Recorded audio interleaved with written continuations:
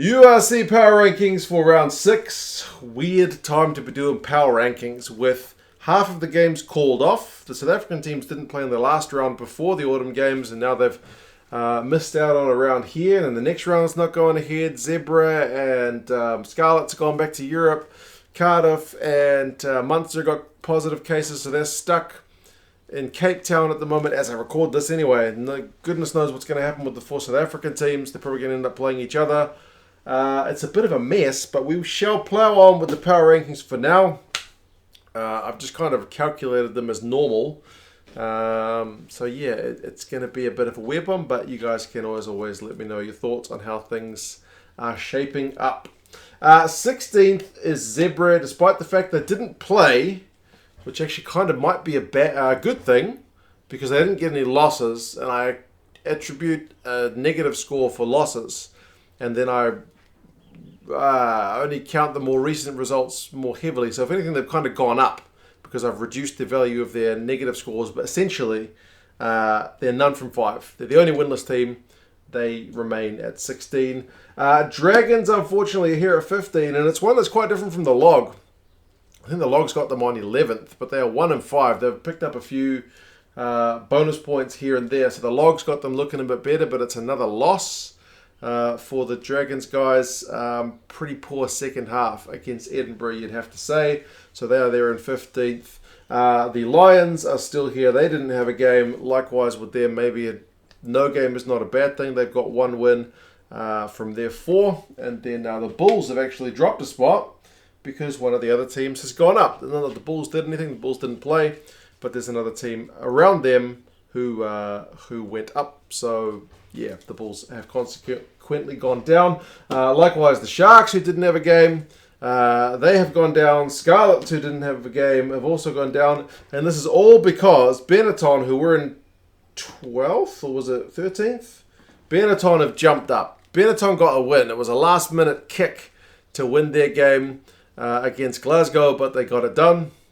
So that kind of sees their losing run come to an end. I think they opened their campaign with a couple of wins and then went on, was it a 4-game losing run? Must have been a 3-game losing run.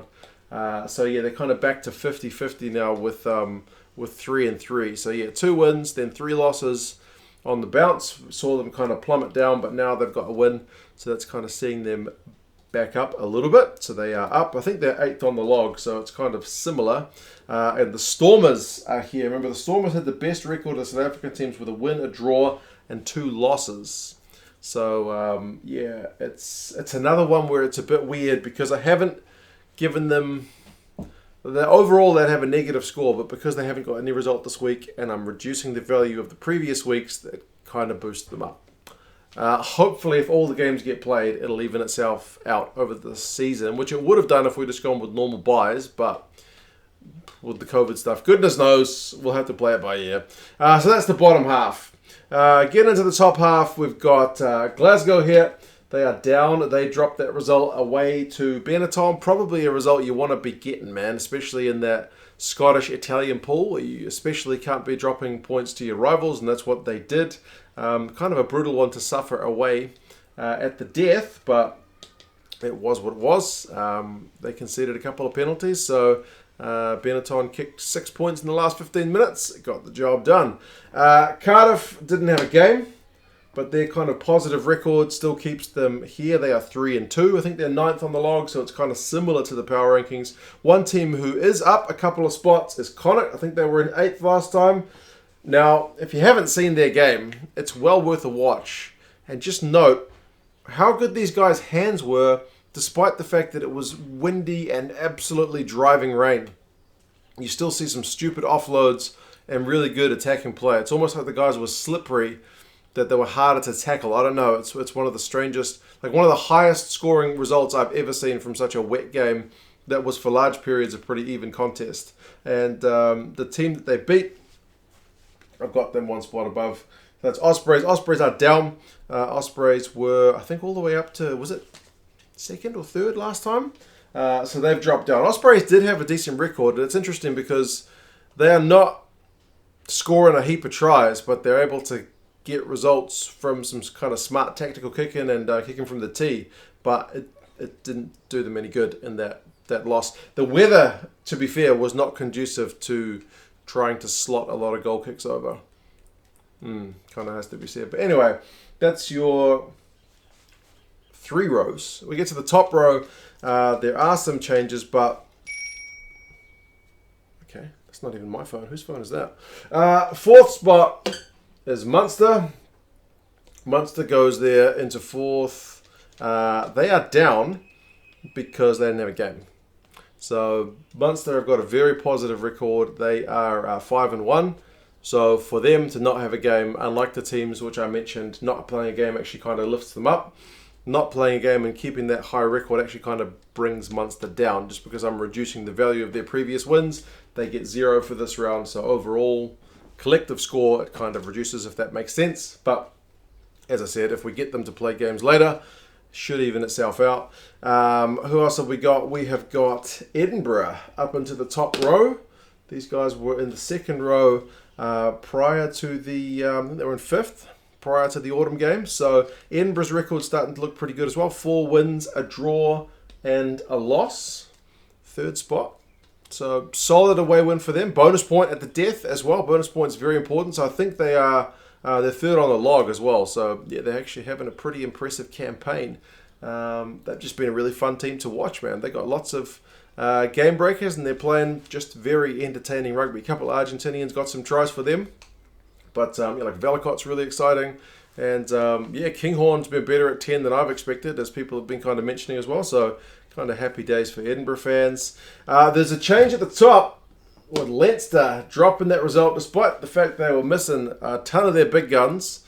They were at home and they did drop their first result of the season. So nobody is undefeated now because Leinster have dropped their first game. Ulster were ruthless. Leinster still almost managed to come back into it, but then, yeah, Doak's kick and then that last minute try was able to make it a 10-pointer. But yeah, they'll be better, I'm sure, when they get their other players back. But you've got to give credit to these guys. Ulster have been looking the business all season, to be honest. Barring that one game they dropped, they're also 5-1. They're 2nd on the log, so Leinster are top of the log. But in the power rankings, Leinster's loss is Ulster's gain. They were, like as I said, just phenomenally good. Very, very, I don't want to say, is it ruthless? Is it relentless? They were just hungry for the ball and created lots of opportunities. Probably could have scored more. Maybe against other teams they would have scored more, but they still got 10-point victory. First win at the RDS for quite some time. I think it's only the 2nd one in their history, so absolutely deserving of top spot this week. It's nice that if you're going to take number 1 spot, you beat the number 1 person to get it, team. So, yeah, it kind of works. But as I said, folks, it's a bit of a weird one with the power rankings with so many games being off. I could have excluded the teams who didn't play from the calculations, but as I said, if everything works out and teams can get games, then it'll all balance out over the course of the season. If they end up calling them draws or something, then I'll have to work out how to adapt that into the power rankings. But yes, essentially the way the power rankings work, teams with negative records by not playing actually kind of get lifted. Teams with positive records by not playing kind of get dropped a little bit. But overall, it's the teams that are moving around them that is causing the changes. The likes of Connacht being up, Benetton being up, caused a bit of a flow-on effect with some other teams kind of going down. But yeah, Ulster, well done. Top spot. See if they can hold it next week. You guys let me know your thoughts. How do you rank the URC teams? How do you think this fixtures drama is going to play out? It may be that by the time I put this video out, they've already got a plan in action, but it hasn't been sorted as yet. Still very much a wait and see. But anyway, you guys take care, and I will talk to you again soon. See you later.